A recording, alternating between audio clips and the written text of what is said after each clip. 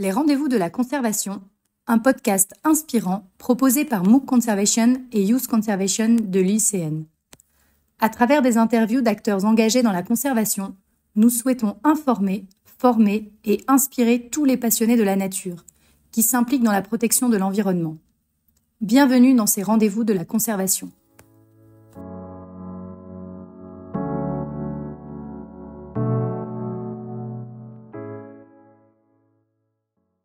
Bonjour David Mouloumé Moussangabo, je suis ravie de vous recevoir aujourd'hui pour un nouvel épisode de notre podcast Les rendez-vous de la conservation. David Mouloumé, vous êtes agronome originaire de la République démocratique du Congo. Vous êtes actuellement étudiant à l'université de Saint-Gor à Alexandrie et vous avez plus de 7 ans d'expérience en conservation de la nature et notamment en gestion des zones protégées, évaluation de projets, recherche sur la biodiversité et collecte de fonds. Voilà, David, je me suis permis cette brève introduction, mais je vais vous laisser la parole maintenant pour que vous puissiez vous présenter à nos auditeurs et puis nous parler de votre parcours de façon un peu plus détaillée. La parole est à vous. Donc, bonjour, Madame Hélène. Merci beaucoup pour cette opportunité. Bonjour à toutes et à tous, auditrices et auditeurs qui nous rejoignent aujourd'hui. En tout cas, c'est un plaisir de partager ce moment avec vous pour discuter de mon expérience dans ce nouvel épisode des Rendez-vous de la conservation. Et comme vous l'avez mentionné, je suis David Mouloumé Muzusangabo de la RDC. Je suis agronome spécialisé en phytotechnie ou production végétale, un diplôme que j'ai obtenu en 2016 à l'Université catholique de Bukavu. Et actuellement, je suis en Égypte pour une spécialisation en gestion des aires protégées de la biodiversité.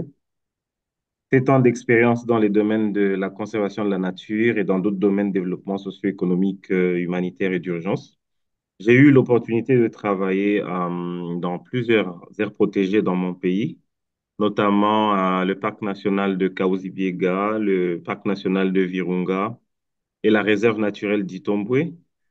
Et mes compétences couvrent la gestion de zones protégées, la mise en œuvre de projets agricoles, ainsi que l'évaluation de projets, une expertise que j'ai développée entre 2020 et 2023 au sein de SOS Village d'enfants international en tant que chargé de programme.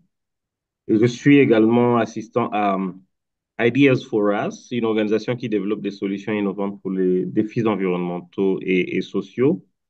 En même temps, je contribue à la recherche et je suis présentateur à Share Screen Africa, qui est une initiative panafricaine des tutorats axée sur la conservation et qui est généralement pour les leaderships dans la conservation, où on fait intervenir des experts en conservation pour partager leurs expériences en lien avec la conservation de la nature. De plus, j'ai fait quelques volontariats, par exemple à Global Landscape Forum en tant qu'ambassadeur social, également dans d'autres clubs et réseaux des jeunes catholiques pour la conservation de la nature, l'environnement et les développements durables. Et mon engagement se concentre principalement sur l'intégration de l'agriculture durable dans les initiatives de la conservation, surtout avec un accent particulier sur les aires protégées en RDC et en Afrique. Donc voilà brièvement mon parcours, chère Merci. Hélène. Merci beaucoup, David, pour cette riche introduction. Justement, on va rentrer dans le vif du sujet et on va parler aujourd'hui ensemble d'agriculture climato-intelligente. Euh, Comment cette dernière contribue-t-elle à à la protection des écosystèmes, notamment dans les parcs et les réserves naturelles de la RDC? Alors déjà, ce qu'il faut dire par rapport à l'agriculture climato-intelligente, le Climate Smart Agriculture, c'est une technologie qui n'est pas encore effectivement adoptée, vulgarisée en RDC, sauf bien entendu pour quelques projets qui mettent un accent sur cela dans la mise en œuvre de leurs activités au quotidien. Et c'est par exemple en 2021 où les CIRAD a essayé de plaider pour que cela soit effectivement ancré dans les pratiques des communautés locales, surtout qui vivent autour des aires protégées, pour essayer de freiner la déforestation en RDC. ou encore dans les cadres de mon travail où on a essayé de mettre en œuvre cette technologie dans un projet d'appui à l'agriculture maraîchère autour du parc national de Virunga entre 2018 et 2020. Ben, toutefois, j'ai remarqué quand même une certaine contribution qui est à la fois directe et indirecte de cette technologie. Et spécifiquement pour les contributions directes, on a remarqué que le Climate Smart Agriculture joue un rôle important à travers la promotion justement de pratiques durables qui essaient de réduire la pression sur la biodiversité et les écosystèmes environnants, c'est-à-dire le parc. Et elle permet donc d'améliorer les rendements tout en préservant les ressources naturelles.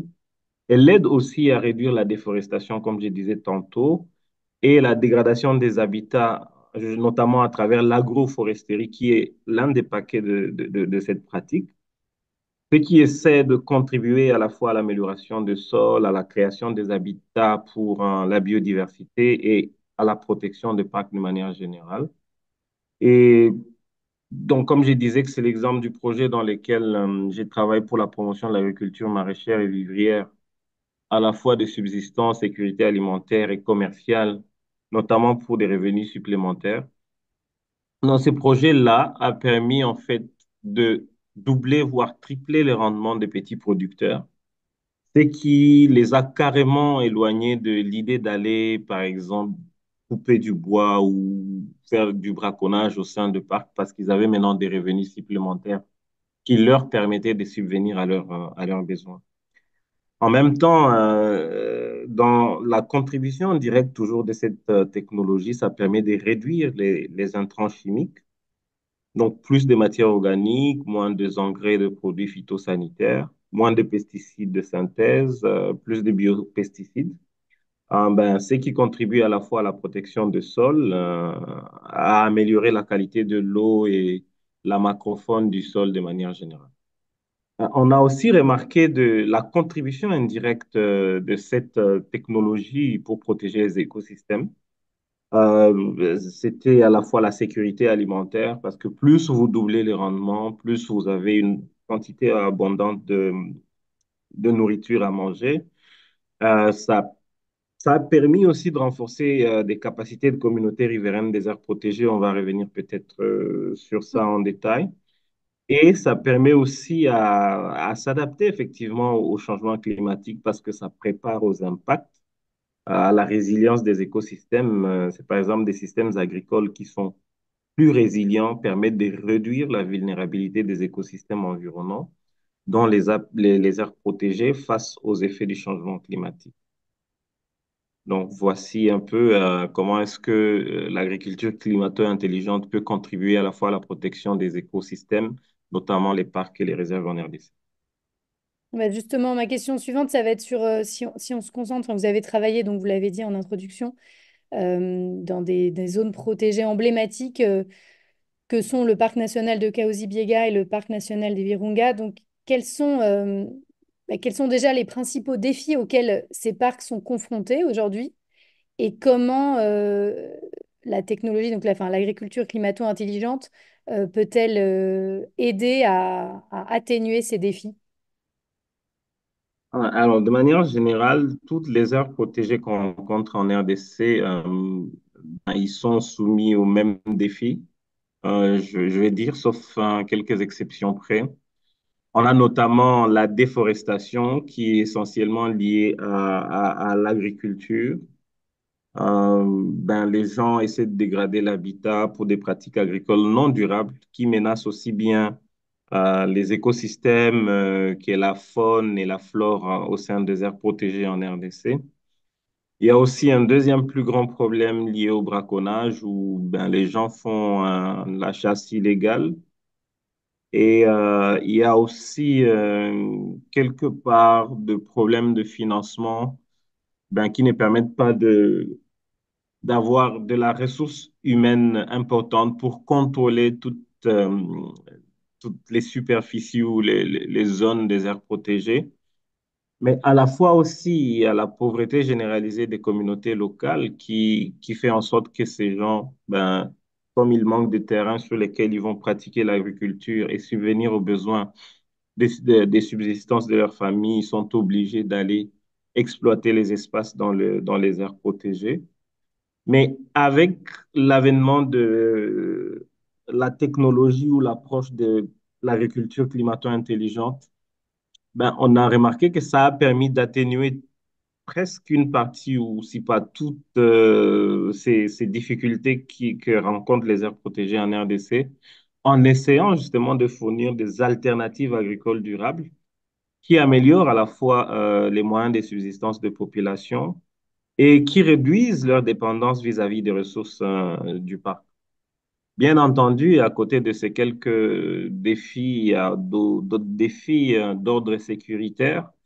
Ben, il y a par exemple les conflits armés actuellement à l'est de la RDC, surtout au sein du parc national de Virunga. Et l'Institut congolais pour la conservation de la nature, qui est en charge de ces aires protégées en RDC, a noté en 2024, cette année c'était autour du mois de mai, je pense, la perte de plus de 50% de la population animale due à cette guerre-là. Bon, ça, c'est un autre facteur, mais essentiellement, j'ai essayé de montrer comment est-ce que l'agriculture climato-intelligente peut essayer d'atténuer les effets, évidemment, des différents défis qui sont posés autour des aires protégées en RDC. Merci David. Et si on continue toujours sur cette agriculture climato-intelligente, donc vous l'avez dit, elle intègre des pratiques agricoles durables qui permettent de s'adapter et de répondre aux enjeux du changement climatique. Est-ce que vous pourriez revenir un peu plus en détail peut-être sur les principales stratégies utilisées dans les projets agroécologiques auxquels vous-même vous avez pu contribuer en RDC? Alors, le projet agroécologique que j'ai contribué à développer intègre effectivement certaines pratiques, comme par exemple le Pest Management System, qui est la gestion, les systèmes de gestion de pestes, qui à la fois ont utilisé de pratiques comme la rotation de culture ou l'association pour essayer déjà physiquement d'éloigner les pestes. Mais pratiquement et concrètement, par exemple, pour le projet mis en œuvre autour du parc national de Virunga, mais aussi mis en œuvre autour du parc national de Kahuzi-Biega, nous avons essentiellement utilisé l'agroforesterie, surtout avec l'appui de WCS autour du parc national de Kahuzi-Biega. Nous avons également, pour, par exemple, le projet d'appui à l'agriculture maraîchère au parc national de Virunga, utilisé des semences résilientes, je vais dire des semences améliorées qui essaient de se comporter à la fois comme étant des semences à fort potentiel de rendement, mais aussi des semences qui résistent au mieux aux maladies. Ben, nous avons aussi, c'est parfois très souvent ignoré ou oublié dans les différentes approches de l'agriculture climato-intelligente qui regardent beaucoup plus les financements de communautés locales. Mais ce que nous avons aussi fait dans le même paquet, nous avons essayé de structurer les organisations à base communautaire et les coopératives pour notamment renforcer leur capacité de négociation en groupe au niveau des marchés. Et depuis que je suis parti, hein, comme je suis maintenant actuellement en Égypte, les projets ont continué sur la même lancée. Il y a d'autres projets qui se sont implémentés, liés par exemple à la chocolaterie à Mutwanga, à la huilerie, qui permettent aussi à la fois d'essayer d'aider ces communautés locales-là à améliorer davantage leurs revenus pour ne plus dépendre des ressources du parc national. Et donc, toutes ces stratégies ont essentiellement visé à améliorer la productivité, ben, tout en respectant l'environnement, ce qui a aussi permis aux agriculteurs de mieux s'adapter au changement climatique. Très intéressant. Ouais, on voit bien les effets en cascade et donc c'est vraiment merci David pour cet éclairage sur l'agriculture Merci. climato-intelligente. Euh, On a vu, David, que vous aviez participé à un court-métrage sur l'agriculture intelligente pardon, face au climat, court-métrage qui était diffusé sur Canal+ avec le soutien de l'UNICEF et de la Fondation Virunga. Est-ce que vous pouvez nous en dire un peu plus sur ce projet et sur son impact sur la sensibilisation à l'agriculture climato-intelligente et de façon plus globale à la conservation de la nature? Justement, oui, c'est un court-métrage qui a été monté, si j'ai bonne mémoire, en 2020. Et il est titré Les jeunes face aux enjeux du changement climatique en RDC Congo. Et en fait, dans ces courts-métrages, ce qu'on a essayé de mettre en avant, c'est effectivement toutes les pratiques que je venais de citer un peu dans les questions précédentes. Mais les membres des OBC, ces membres qu'on encadrait, les coopératives agricoles, que ce soit autour, par exemple, de la filière maïs, ou bien autour de la filière cacao, ou bien autour de la filière maraîcher. Euh, dans les cadres de ces projets que nous mettions en œuvre, on essaie d'exprimer à travers ces courts-métrages leur attachement à l'environnement. Ils sont de la communauté riveraine, ils ont les réalités au sein de leur communauté, ils savent eux-mêmes la manière dont ils peuvent identifier surtout ceux qui sont actifs dans les faits d'aller dans les parcs pour pratiquer des activités illicites, notamment la déforestation, les braconnages, l'agriculture. Et ils savent pourquoi il est plus qu'urgent de préserver cette nature. Ben, les enfants aussi, à travers leurs commentaires, à travers leurs souhaits, qu'ils soient de l'école primaire et secondaire, qui figurent aussi dans ces courts-métrages, ainsi que les éco-gardes, notamment qui font partie des opérateurs de suivi et de protection du parc national de Virunga. Ils ont estimé que le seul héritage bénéfique que nous devons laisser aux générations qui viennent, c'est notamment les aires protégées qui sont saines et qui essaient de conserver la biodiversité, biodiversité qui est même l'essence de notre vie. Donc, dans ce court-métrage qui a été soutenu par l'UNICEF et la Fondation Virunga, comme vous venez de dire, avait donc pour but de sensibiliser le public surtout sur l'importance de la pratique d'agriculture climato-intelligente qu'on mettait en œuvre, euh, bien entendu, pour avoir des répercussions sur la conservation de la nature.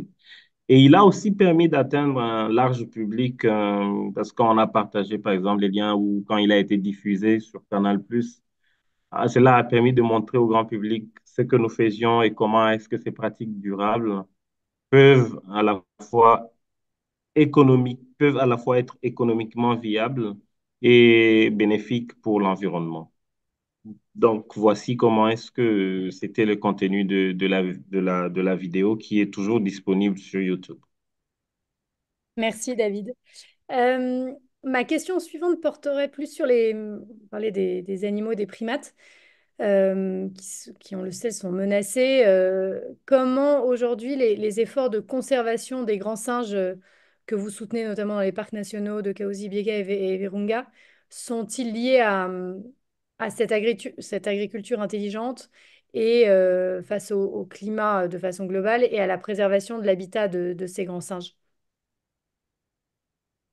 Ah, très belle question. En fait, puisqu'on a formé les communautés locales, et là, il s'agit de groupes de plus de 1000 personnes qui étaient regroupées en association. Plus on les a renforcés en capacité, plus on les a appuyés avec les intrants agricoles, avec la mise en relation sur les marchés, plus ils se donnent très activement à ces activités et moins ils ont tendance à aller dans les parcs, comme je disais tantôt. Et c'est en fait à ce niveau-là qu'on situe justement le lien entre la conservation des grands singes et la pratique de l'agriculture climato-intelligente, car la dégradation due notamment à des pratiques agricoles non durables ont montré que les espèces étaient menacées. Et lorsqu'on a remarqué que ces communautés ont pris la décision d'adopter cette pratique, et ils l'ont pris vraiment de manière consciente, à bras le corps. Ils se sont même transformés en sensibilisateurs volontaires communautaires pour les autres. Ils se sont engagés à préserver leur habitat qui est autour d'eux et qui fait leur fierté. Ben, parce que cela a amélioré la sécurité alimentaire. Cela a été également vital pour les grands singes ainsi que leurs écosystèmes. Voilà, dans le sens où on s'est rendu compte que comme ils ont été formés, sensibilisés et ils ont remarqué que c'était très important, surtout pour l'activité de tourisme qui générait beaucoup de bénéfices, des bénéfices qui étaient encore redéployés dans leurs activités au quotidien. Ils ont pris conscience et ils se sont dit, on doit préserver l'habitat qui est à notre côté. Donc, voici un peu les liens ou l'interconnexion qu'il y a entre la conservation des grands singes et la pratique de l'agriculture climato-intelligente. Merci, merci David. On arrive un peu à la fin de notre entretien. Il me restait peut-être deux questions. La première étant, quelles sont, selon vous, les meilleures pratiques que vous avez observées pour combiner l'agriculture climato-intelligente avec la conservation de la biodiversité, tout en améliorant la sécurité alimentaire des communautés locales, dont on sait que c'est vraiment un enjeu très important. Euh, Est-ce que voilà, vous avez un... Alors, oui. Donc, Allez. merci beaucoup pour la question, chère Hélène. Donc, déjà, j'ai essayé d'énumérer pas mal de pratiques qui ont été adoptées, notamment l'agroforesterie, l'utilisation de ces maths améliorées. Vous savez, l'Est de la RDC est essentiellement montagneuse et les gens cultivent, en tout cas sur des collines et des montagnes qui ont des pentes plutôt raides. Et dans cette logique, nous avons intégré à la fois notamment l'agroforesterie pour essayer de soutenir et de protéger le sol. On a aussi utilisé des haies anti-érosives.